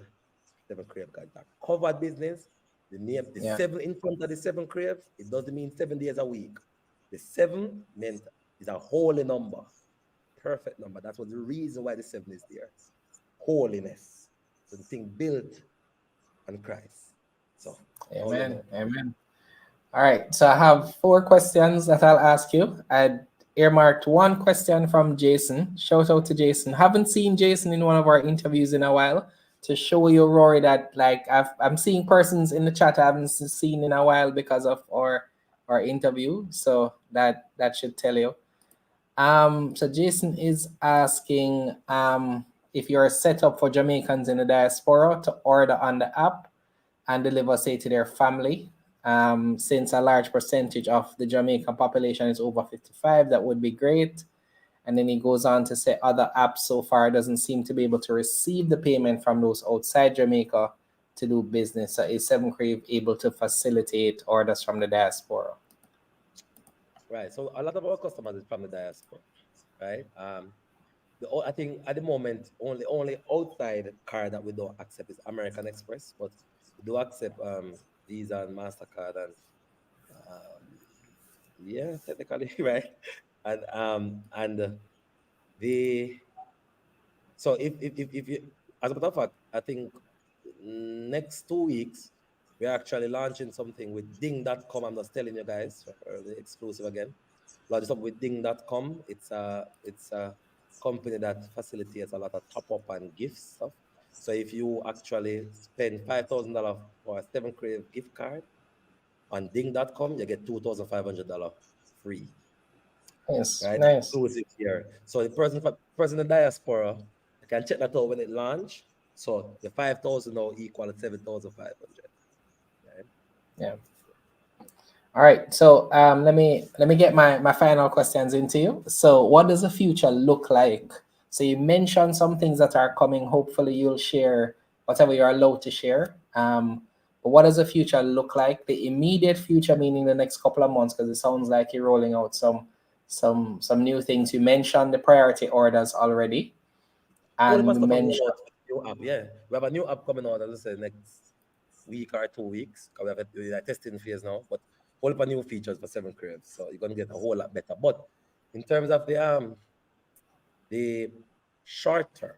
So honestly, I tell you guys, honestly, I don't have I'm not your really typical CEO. So I don't have 5 years vision or this is where whatever. I don't know what the future holds. But in the short term, so we do it one step at a time. One of my first vision was to get 7Krave to be a household name, right? That was one of the first milestones I have. It's there now. I said, all right, cool. The second thing, so that's why I do it one step at a time. It don't make no sense to build a whole heap of 75% bridge. You won't get to the next side, right? One bridge at a time, right? So my next bridge right now is to build out the 7Krave mass, right? Because we see the potential. And what we want is people to really believe in the convenience of grocery shopping. We saw it. All right. So just like how we operate with 7Krave core restaurants, where you work on something and then the right time will come when it propel you to the next level, right? Same thing with the mass. We continuously have build on automation, making this thing automated. Put your order, it comes straight to the warehouse. You pick up based on the stock keeping unit, you know exactly where you're going to find this, that. We are perfect it, right? And the thing is now, we had a glimpse of what can happen last year when we got a hurricane fright. Remember, if you remember when they said hurricane when they come last year, right? And yeah, we man, really said, every year there are at least one or two coming. So yeah, man, we yeah, have that every yeah, year. man. You know, they always get a frighten everybody, right? Yeah, Jeremy, man. we never have hands to pack, right? We have to go to the office, we did the warehouse, the people them, and pack like crazy. We have to buy bucket of chicken for them have to eat, and then couldn't take lunch, right? because everybody know who can go back to join the supermarket line start to basically the grocery shopping, and a lot of those persons who came on during that time are still with us every month getting their grocery. So what we want to do, we want to normalize that grocery shopping now, right? Um, and we just hire somebody, head of sales, to basically get into corporates, get into them stuff there, and normalize food delivery, which kind of somewhat normalized in a sense, but we normalize grocery delivery, right? Partnering with different corporates and everything there. So we might end up at one of the workplace where now you have certain benefits as a staff member where you can get grocery and super discount because already discounted already. Right now we're rolling out some stuff on the UA campus where the students can get them grocery discounted as well. They're paying a delivery fee if them spend over $5,000, something like that. And because I remember when I was at UA, hassle to make it to the supermarket when you have to study and all them stuff there. So we really want to normalize that. So I'm not thinking you want me to tell you what gonna happen 5 years from now. I'm not thinking down the road then. My thing right now is normalize grocery delivery. So restaurant that deal with restaurant delivery are going good. We still improve that. We are roll out new features and stuff. But the grocery delivery aspect, one that normalize, right? Currently, we don't have a proper grocery delivery in Jamaica, believe it or not, right?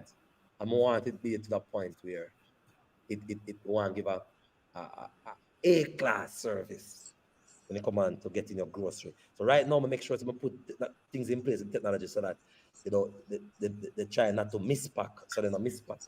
So we're gonna make sure we put in some stuff for them scan to make sure it's strike off what the customer ordered. Say say if a person them order 3 bully beef and pack 2, or and the customer have to say, hey, miss a bully beef, and so then that's something we have to focus on continuously.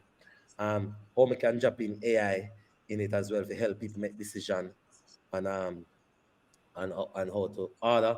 Then now, once we can Jamaica, then me look abroad. So me try if master a yard before I go abroad. I'm not gonna make me not gonna do a thing where like So run go Trinidad and have all of our work left at Jamaica. We still have work at what Jamaica. does that mean every single parish, or does that mean good No, it penetration can't for be the every rest single of the parish. parishes? Unfortunately, it can't be every single parish, right? So you have to know your target market. You have to know which parish people believe in a convenience, willing to spend. Certain parish, you're gonna take a change of mindset. And I'm Yeah, not sure if we are in the position to change our mindset right now for somebody to spend $600 plus taxi food delivery, right? yeah, Because if the purchasing power is low in certain parish, then it go rough, which means that the government have to do them thing, right? The yeah, government needs to stop focus on only Kingston and Montego Bay and Portmore, right? yeah. And focus on building up the other parishes, them and thing, and make the place, you know, you know, So is people can it get that. is it maybe is it maybe then a customer number? So let's say next year this time you're at 1 million customers, right? 3 million population, you have 1 million customers. You say, well, all right, maybe it's time to Gone, take man, on 3 million. but gone on next culture. Yeah. So that to Okay, me, that is me. That I was in the corner yard, which means we still gonna look for that Mobay, right? So me know if the players in Mobay, me don't want you worry. We can probably partner in some way, right? But we still look for that Mobay, right? We just try to figure out how best to do it, right? So I can't left out where I come from, and Mobay I come from, right? And uh, and okay, sorry, right, and we want make so we're already in Ochi, we in Portmore, we want corner Portmore some more, right? Some persons got a lot of new developments happening in Portmore, and so we want to make sure say even though them far out, we want to have the proper yeah, technology we can have facilitate coverage. them, and Yeah, we're looking to see which other parish is developing in a certain way where it makes sense to go there. Once we realize now, say, listen, we have a stronghold on the island on a whole, then we can say, all right, here we're going. We can shove out now and try something, maybe nice states, maybe maybe nice Caribbean, right? More yeah. likely nice All right, Caribbean. cool. All right. So my final question for you: um, how do you plan to finance future growth? So you gave us an idea of current revenues.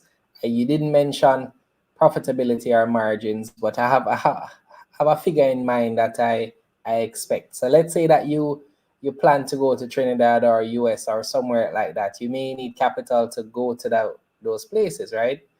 How do you plan to finance your future growth? Do you plan to be just self-funded? Are you gonna raise money through IPO? Like, what would that look like?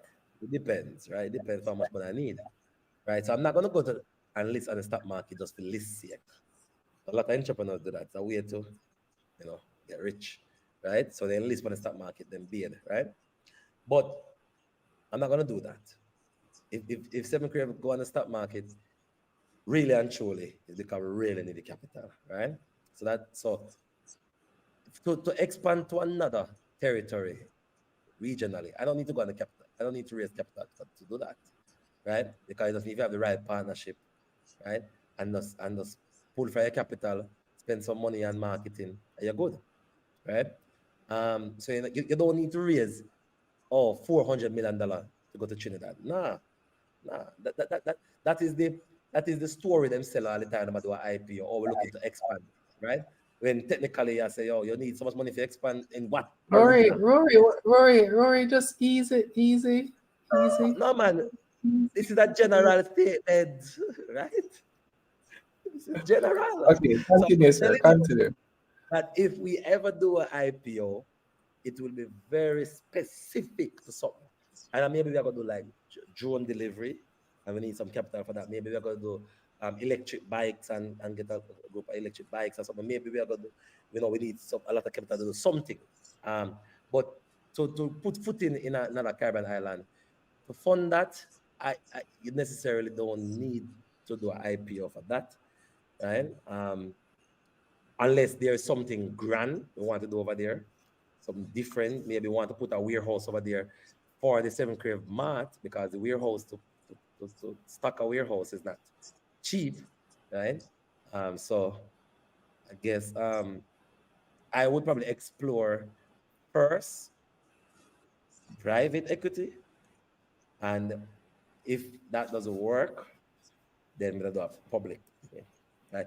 Because I Okay. still think the Jamaican space are undereducated about the financial market and how it and what it is like to, That's why we're here. yeah. So I think Here, how they because are there's treating the companies. a lot of work. So you have yeah, you have 400,000 customers. We have just a few thousand. So there's a lot of work to do in terms of educating the Educate, average Jamaican about investing and that stuff. Yeah. right? Because what the thing is that you have bubbles like IPO bubbles and all of these things. Back then, I don't know about now. I don't know, but back then, and a lot of persons jump in and invest in a company just to, like, yo, we can make a quick buck. But really and truly, when you invest in a company, you should believe in the company, believe Agreed. in what the company stands for, and see the vision and say, listen, I'm going to put some money with this company for the long term, right? For the long term, to say, listen, I'm growing with this company, and my kids them can have this stock to feed off. Warren Buffett have team stock sit down in an Apple, right? So you believe in the company from the company in the early days, and you say, listen, I'm putting here for 6 months, but I believe in the company, I put some money here, Yeah. so, and I believe say in next, 5 to 10 years, this company will be a conglomerate, and so yeah. Yes. But right now we don't have that now. We don't have that because everybody right now, because of how the financial space is in Jamaica, everybody look a quick buck. So right now nobody now investing on company more than 6 months. Right now, we are talking about from the see go up my I mean, cash out. say some, right? Because my wife and I, we actually we encourage um a long-term mindset. We've had guests like Brian Feraldi, for example, that speaks about investing with a long-term mindset. Long-term So mindset, I right? mean, yeah, because I mean, there are stocks in our portfolio that we've had since we've started investing, right? Yeah, Which was 7 years ago. So I mean, I do think that there's just a lot of work left to do. I think yeah, that, and we are betting on the market maturing because for us, it can't be 5 years from now. The climate is still the same. That's not what we're betting on, because Yes, we're hoping that but it's much the better though, market Jeff. will be bigger It's and much yeah, better. And I mean, I'm telling you, thanks to your thing, Learn because they know me direct, me watch your show, right? Thanks to Learn, Grow, Invest, I think them do a good job. Because even the last one you did, I think I did I tuned in the last one, the seminars, the last right? okay. The You class get on Saturday. class or something like right. And I think you're doing a good job, phenomenal one. So keep it up, because you are bridging a gap. We have a Thank you. serious Yeah, problem when it comes on to financial education in Jamaica, right? yeah. And so Agreed. I know just continue the way you do, now it's got tune in, right? But probably not in the comments, but probably could start going to the comments some more, Yes, right? please. About Every now and again, you can just say a wave or something just to let us know you're here. yeah, man. I'm always about the place. Even if you don't watch it live, always Yeah. watch it over. If me a workout, me I watch it while me I work out. So you do a good job. Yeah. And All right, and perfect. like a space in terms of Thank where you you. operate. So, so I'll give you the opportunity, just kind of close things out. Final word to, so usually we'll say if you're listed to speak to your potential investors, but in this case, speak to your potential clients, persons. So Oh, potential you plant investors too. those. Yeah. So go ahead and do that. Just final remarks as we close things out. So in the final remarks, I would say sorry first thing for any customer who has again that bad experience. I do apologize. Um, working a lot of stuff right now to make the customer service and customer experience way better. So I would love for you to give us another chance, give 7Krave another chance. If you have gotten a bad service during the pandemic, it is um, unfortunate, but it really and truly was based on how things were back then. All right, fast forward. I want you guys to believe in 7Krave. 7Krave is locally grown company, locally found company, local company. Everybody on the team local. App was created in house, local persons. Everything about 7Krave is local. A lot of persons tend to think that 7Krave is a foreign company, or somebody built 7Krave or foreign or something, or some big top-notch man own 7Krave, and nothing like that. Some simple people behind 7Krave who believe in bridging the gap in terms of food delivery and getting food to customers, who believe in a higher being known as Jesus Christ, right? Who have faith in Jesus Christ, and pretty much um, putting in the work and allowing the higher being to do their part, right? So those are the people behind 7Krave. And I know a lot of you guys wouldn't know, probably wouldn't have been familiar with me, right? But with the behind the scene of work, and I really do appreciate every one of you guys. If you ever spend a money with 7Krave, ever open the app and use it in any way, shape, or form, if you ever tell somebody about 7Krave, right? Thank you. Appreciate it, right? And I want you guys to continue to spread the word. Tell them that people behind 7Krave support them, right? Because we're more than just a food delivery company. We do more than that. We groom riders, right? And we big on Christian principles. So riders have to have devotion. You can talk to them.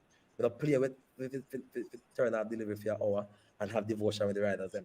And when they try back out, they can't back out, right? Because we have to pray for them on the road so that nothing no mash them up and kill them, right? And God has been doing a good job in that regard. And so it's much more than food delivery for me, right? It was built on solving a problem.